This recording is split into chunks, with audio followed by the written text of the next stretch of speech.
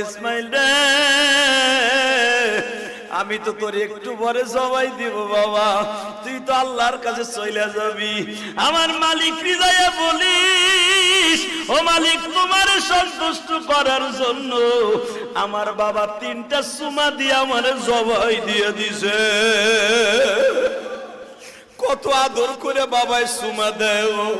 আজকে যারা বাবারায় ফেলছ, বাবার সুমার কথা ভুলে যায় না গো বাবা। বাবার এক একটা সুমা কিন্তু, বাবার এক একটা কিস কিন্তু জান্নাতের নেয়ামত। সঙ্গে সঙ্গে বলে ইসমাইল রে, তাহলে আর দেরি করা যায় না, ওঠ পাহাড়ের উপরে। বাজান ইব্রাহিম আলাইহিস সালাম লম্বা ছিল আপনার আমার হাতের 14.5 হাত। আল্লাহু আকবার বলেন। 14.5 হাত লম্বা মানুষটা বাজান কয়েক কদম দিয়ে পাহাড়ের উপরে উঠলেন, যেখানে শোয়াইছে ইসমাইলকে। ওই জায়গাটা এখনো মিনার করা আছে। ইসমাইল যখন শোয়া দিবে, মাজার থেকে বাজান বেরায় 22-23 হাত লম্বা একটা 22-23 হাত লম্বা একটা রশি, চামড়ার সোবলা দিয়া বানানো বাবা রশি, মাজার থেকে ইসমাইল খুলতাছে ইব্রাহিম। ইসমাইল বলে বাবা রশি দিয়ে কি হবে? বাবা আমি তোরে বাইন্দালাম। ইসমাইল বলে বাবা ঠিক কথাই কইছেন, এই রশিটা লাগবে।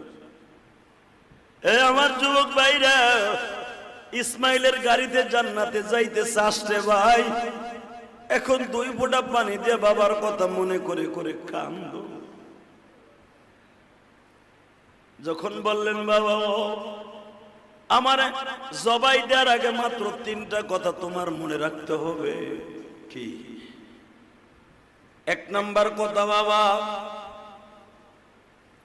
তুমি আমারে জবাই দেওয়ার আগে এই জামাটা খুলে ফেলবা। কেন? ভিতরে যে গেঞ্জিটা সেটাই যথেষ্ট। কেন? বাবা তুমি আমার এই জামাটা আমার মায়ের কাছে পৌঁছে দিও। বাবা গো,